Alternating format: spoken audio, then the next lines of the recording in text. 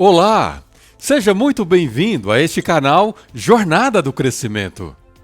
Esse é o 7º e último programa de uma série de 7 programas semanais sobre o livro de Tiago, cujo tema é Vida Plena. E antes de começarmos esse nosso último programa, preciso te pedir para ficar atento comigo até o final, para que eu possa, junto com você, concluir essa série, fechando todos os pontos deste livro, que é fascinante. Combinado?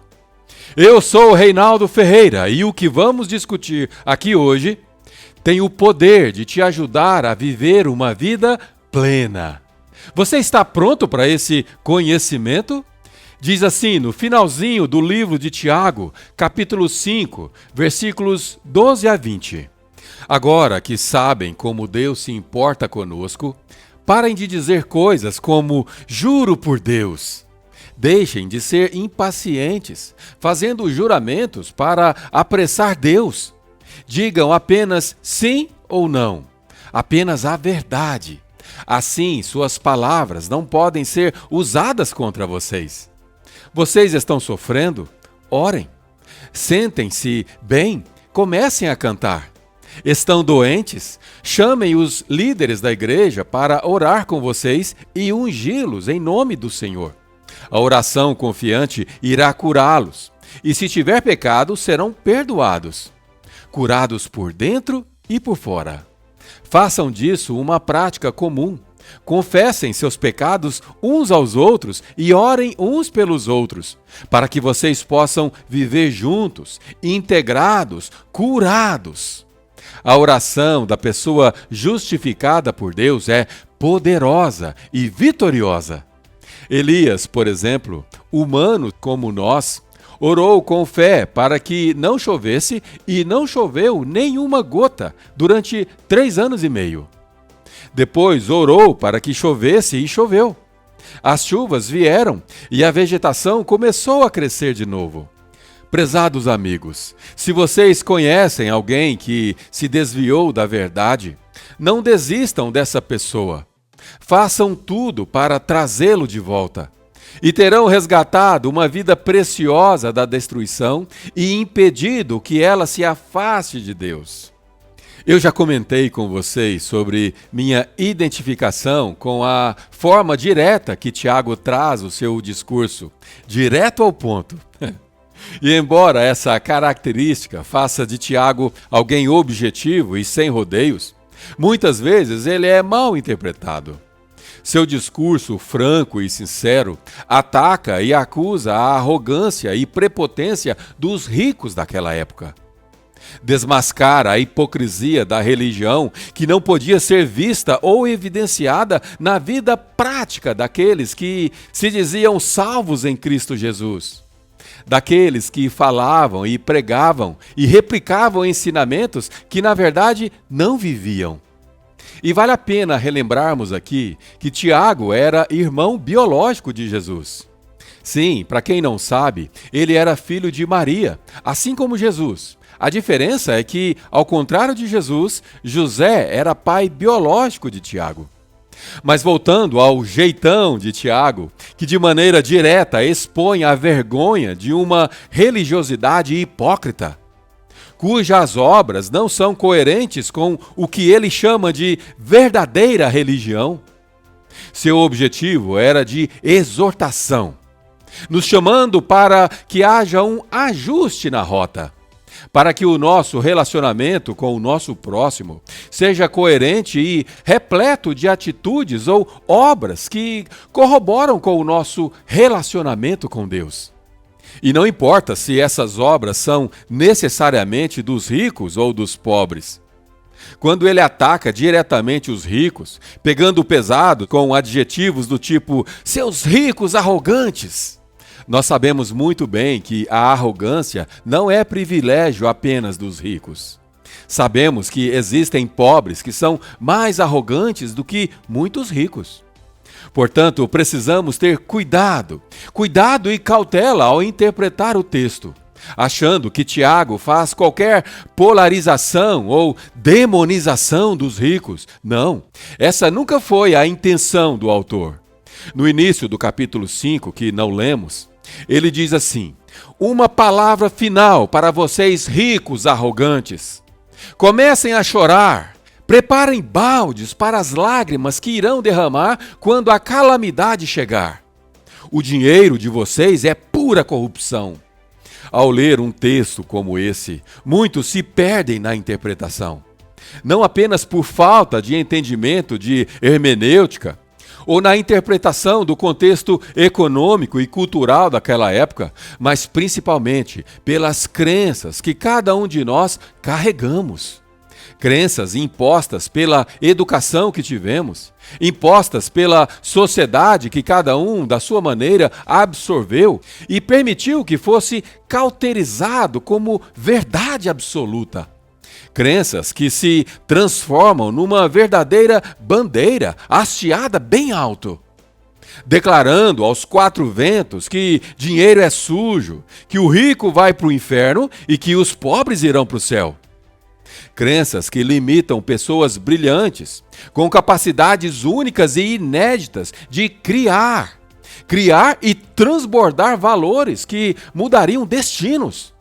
Destinos que, uma vez transformados, impactariam várias outras gerações depois dele ou dela. E ao invés de viver toda essa potencialidade, optam ou escolhem viver uma vida insignificante, uma vida comum, sem nenhum propósito ou legado, uma vida que sequer não faz sentido nem para si mesmo. E a mensagem de Tiago contra os ricos não tem o intuito de segregar ou separar, pois o problema não está especificamente no dinheiro, mas sim no coração daqueles que detêm ou que literalmente retêm. Vivemos num mundo que faz parte de um universo em constante movimento, onde tudo e todos precisam se movimentar constantemente. E aqueles que retêm recursos estão impedindo esse movimento, paralisando ou retendo aquilo que deveria estar fluindo a outros. E quando falo de recursos, não falo só de dinheiro, falo também de dons e habilidades que cada um de nós possuímos. O problema dos ricos, portanto, está especificamente no coração daqueles que, por ter dinheiro, se acham arrogantes a ponto da sua prepotência os levar a acreditar que o que acham que têm pertence a eles e que, portanto, não precisam de Deus. No versículo 4, Tiago diz assim: todos os trabalhadores que vocês exploram e enganam estão clamando por justiça. E um pouco antes ele tinha dito: vocês pensam que estão ajuntando riquezas? Mas o que estão acumulando é juízo divino. Você consegue entender onde está o problema? Consegue identificar a linha tênue que separa o dinheiro do amor ao dinheiro ou o apego ao dinheiro? Lucas 18:18 registra o seguinte episódio na vida de Jesus. Um dia, um importante homem público perguntou assim a Jesus: bom mestre, o que devo fazer para alcançar a vida eterna? Jesus disse: por que você me chama bom? Ninguém é bom senão Deus. Você conhece os mandamentos, não conhece? Não cometa adultério, não mate, não roube, não minta, honre pai e mãe. Ele respondeu: guardo todos esses mandamentos desde que me entendo por gente. Ao ouvir a resposta, Jesus acrescentou: há ainda uma coisa que falta você fazer.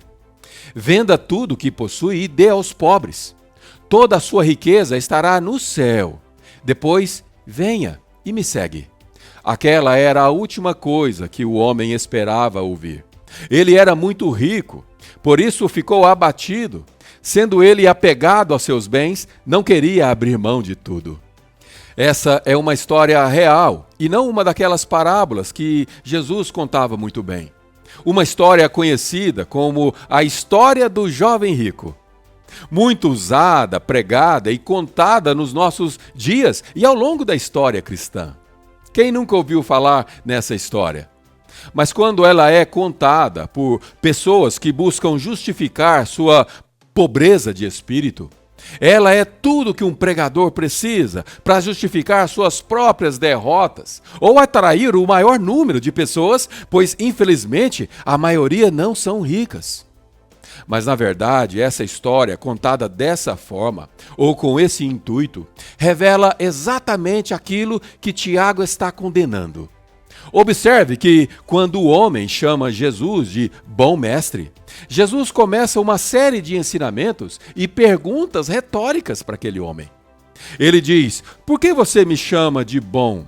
Ninguém é bom senão Deus. Evidenciando que Jesus, sendo Deus, sabia que aquele homem sabia quem ele era. Jesus então faz a segunda pergunta retórica. Você conhece os mandamentos, não conhece? Não cometa adultério, não mate, não roube, não minta. O homem então, cheio daquele orgulho que precede a queda, afirma: opa, guardo todos eles, desde que entendo por gente. Prepotência.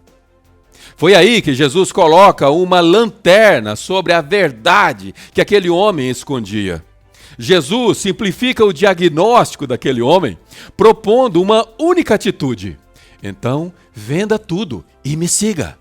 Opa! Por essa aquele homem não esperava. Ele esperava um elogio, um reconhecimento, algo que pudesse afagá-lo. Poxa vida, vivi minha vida toda observando os mandamentos. Eu esperava que Deus reconhecesse a minha devoção. Afinal, eu vou à igreja todos os domingos, faço as minhas orações todos os dias antes de dormir, ao levantar. Levanto as mãos para os céus, para que todos vejam como eu sou espiritual. Coitado, sem saber, ele era tão pobre, mas tão pobre, que a única coisa que ele tinha era dinheiro. No fundo, o que ele buscava era que Jesus tirasse a dúvida da salvação que o corroía por dentro. Ele sabia que aquela religiosidade toda não lhe dava segurança nenhuma. E Jesus viu aquilo, e ao enxergar aquela vida vazia, cujo único objetivo era acumular bens sem nenhum propósito, lhe deu o remédio certo para a sua dor, o remédio certo para a sua alma. Mas aquele homem, sem perceber, não só recusou o remédio que a sua alma tanto precisava, como recusou a melhor proposta da sua vida.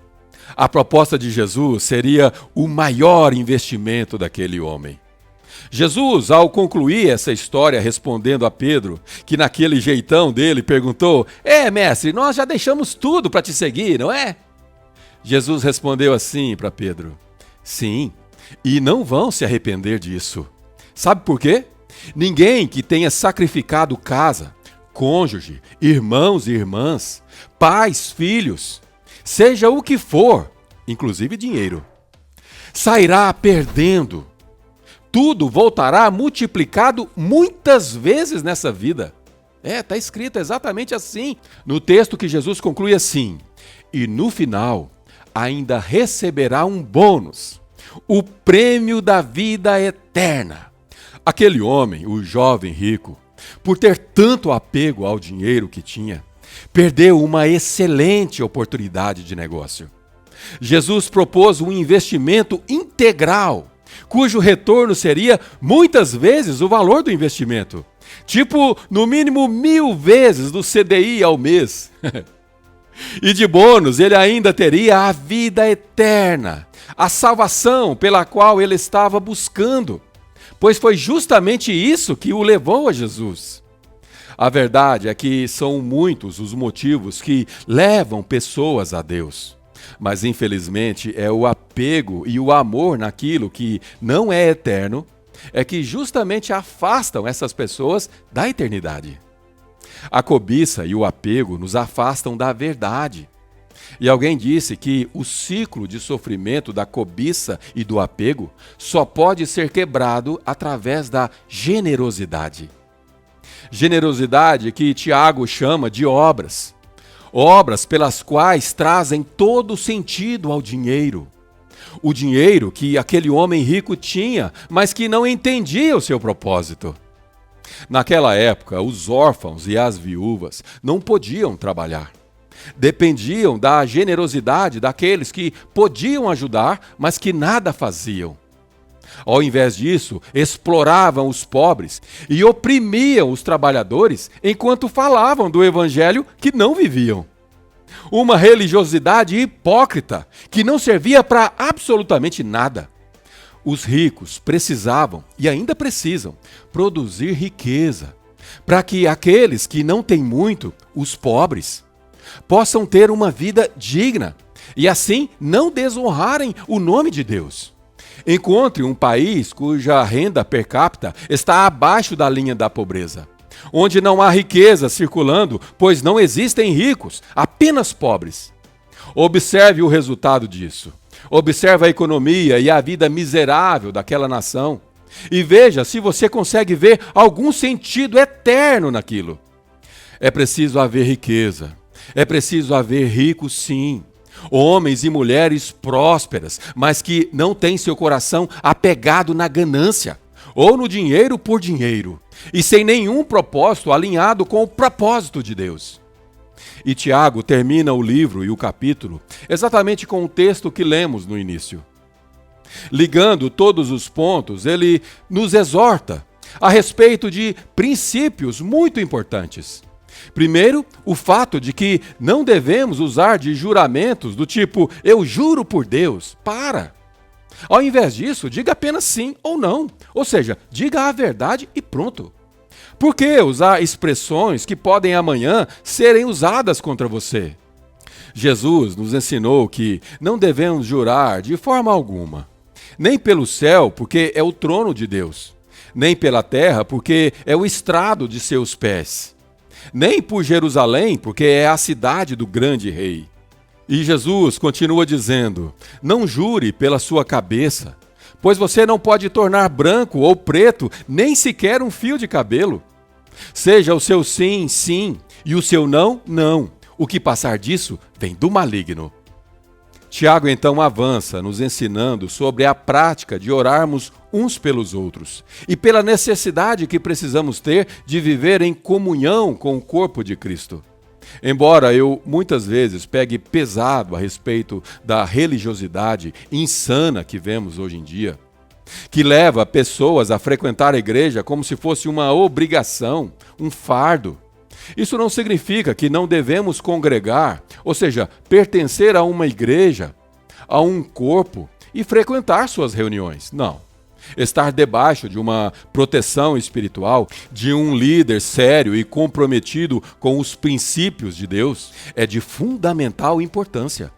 Frequentar as reuniões cujo propósito é se alimentar, louvar a Deus, se alimentar da verdade que nos ajuda a sermos homens e mulheres comprometidos com o propósito de Deus, é maravilhoso.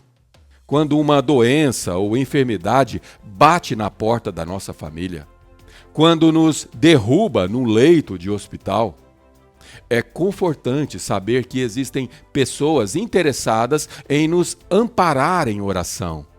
Tiago diz que a oração da pessoa justificada por Deus é poderosa e vitoriosa. Ele nos traz à memória a oração de Elias, que humano como nós orou para que não chovesse e por 3 anos e meio não choveu. Depois orou novamente e imediatamente as chuvas caíram. Uma demonstração do poder sobrenatural de uma oração com fé. E por fim, Tiago conclui seu livro, nos convocando a não desistirmos daqueles que porventura caírem durante a batalha. Sabe aqueles que ficam caídos pelo caminho? Pois é, ele te faz um apelo para você não desistir daquela pessoa.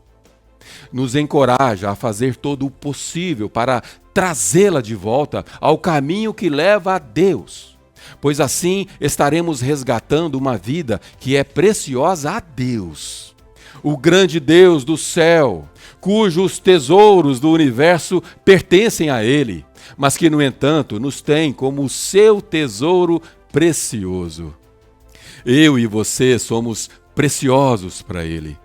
E, portanto, ao resgatar seu irmão da destruição, você está resgatando uma vida que é preciosa a Deus. cujo valor eterno somos incapazes de mensurar, de avaliar, pois os nossos parâmetros de entendimento mental não nos permitem.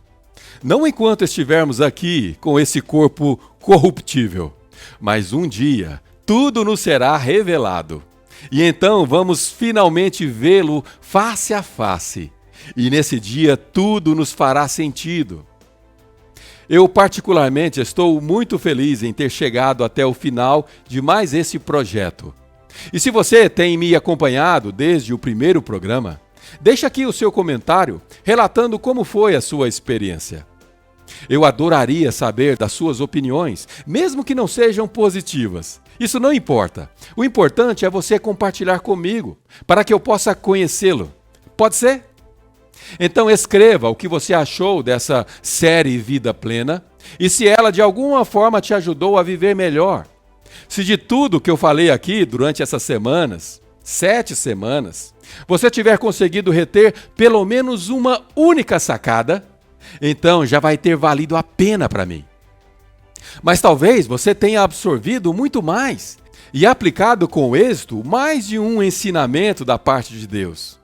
Então, nesse caso, você certamente está passando por uma grande transformação na sua vida.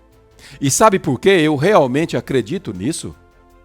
Porque tudo que compartilho aqui com vocês são experiências minhas, experiências reais de vida prática. Experiências vividas em meio a lutas e tristezas, porém cheias também de alegrias e conquistas. Quero também te pedir para que não se esqueça de clicar no like aqui abaixo. E que tal se você compartilhasse esse vídeo nos seus grupos de WhatsApp? Existem tantas bobagens circulando por aí que uma mensagem como essa pode trazer direção, esperança a alguém que está sem rumo. E se você ainda não está inscrito nesse canal, se inscreva já, pois pretendo avançar nessa jornada para continuarmos crescendo juntos. Obrigado! Fique bem e decida viver sempre em novidade de vida, pois lembre-se, vivemos num mundo em constante movimento e o seu Criador é um Deus de novidades. E que Ele, o Deus do céu, abençoe a sua vida. Nos vemos na próxima série, que é chamada Destravancar. Confirma se o sininho aqui embaixo está ativo. Assim você será avisado sobre isso ainda essa semana. Um beijo, fiquem com Deus.